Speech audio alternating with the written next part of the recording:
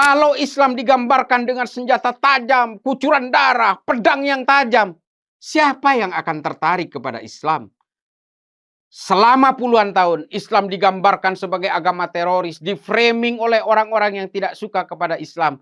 Pada akhirnya dengan kejadian seperti yang ada di Pamulang ini, orang akan menganggap, orang-orang non-Islam akan menganggap bahwa, oh ya benar, Islam itu identik dengan kekerasan. Makanya saya bilang orang-orang di Unpam yang menyerbu adik-adik kita ketika mengadakan Malam Rosario itu adalah orang-orang bodoh, tolol, konyol, tidak mengerti tentang Islam. Kalau lu lihat sejarah Islam, itu kan banyak sejarah kekerasan ya. Bayangin aja, cucunya Nabi Muhammad dibunuh sama orang Islam sendiri, dibantai sama orang Islam sendiri. Pernah dengar sejarah itu nggak? Belum. Wah panjang itu, panjang deh. Nah, jadi artinya bahwa pertengkaran antar umat Islam itu sudah dimulai sejak Nabi Muhammad meninggal dunia. Pada detik pertama sudah pecah kongsi. Persatuan umat Islam sudah pecah kongsi pada detik pertama Nabi meninggal dunia, sampai 3 hari Nabi tidak ada yang mengkafani. Ya, 3 hari, betul? Ya, 3 hari. Apa yang terjadi? Mereka rapat di Saqif Bani Sa'diyah, berebut khilafah. Dan hasilnya apa? Abu Bakarnya mati diracun, Umarnya mati dicubles, Utsman mati dibacok, Ali diinjek-injek, anaknya Husain dipenggal kepalanya buat bal-balan. Yang pasti Nabi Muhammad tuh punya cucu, cucunya tuh dibantai. Ya, dari menantunya dibantai, Sayyidina Ali, anaknya Sayyidina Ali dibantai, cucu-cucunya diracun, dibantai, pokoknya semua tragedi pembunuhan. Oke. Ya.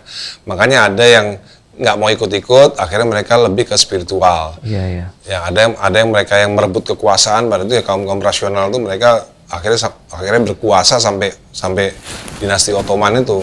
Iya, sampai akhirnya mereka ngerebut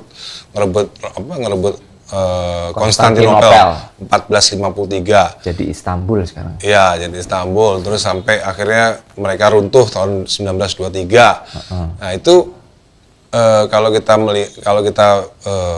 dari kacamata spiritual ya yang kaum rasional yang salah, dari kacamata rasional ya kaum spiritual yang salah. Tapi kalau pada dasarnya dengan adanya pembantaian, pembunuhan sadis terhadap keluarga Nabi Muhammad itu akhirnya menyebabkan keluarga Nabi Muhammad itu menyebar. Tapi dulu menyebarkan Islam lewat pedang. Mana Islam menyebarkan Islam lewat pedang? Tunjukkan sama saya, mana Islam menyebarkan lewat pedang? Kalau seandainya ada orang Nasrani, Yahudi, semua orang kafir yang mengatakan kepada Anda Islam dikembangkan, diekspansi dengan perubahan darah, katakan iya. Memang iya.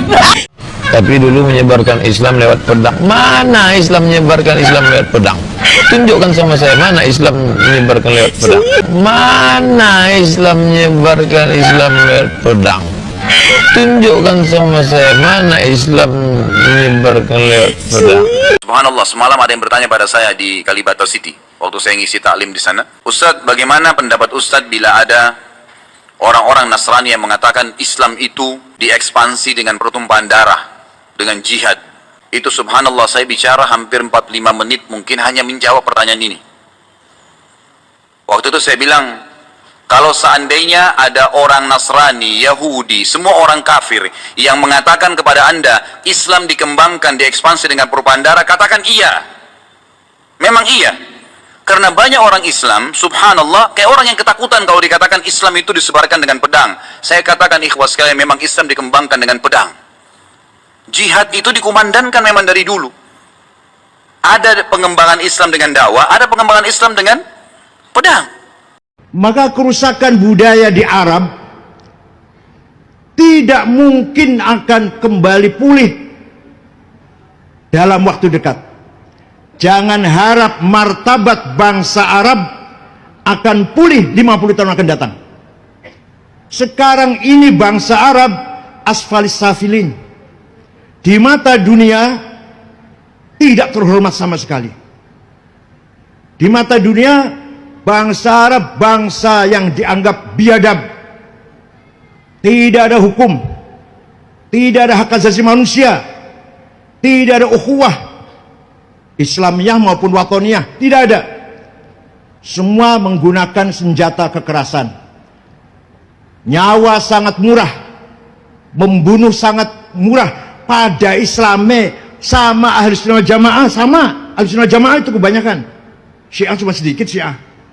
Sama-sama satu warga bangsa, tapi perang telah menjadi keseharian, sehari-hari yang terjadi di Suriah, di Irak, Afghanistan, Yaman, Libya sampai sekarang belum selesai. Mesir lumayan, Tunis lebih baik, tapi jangan harap mereka akan mampu kembali membangun martabatnya selama 50 tahun.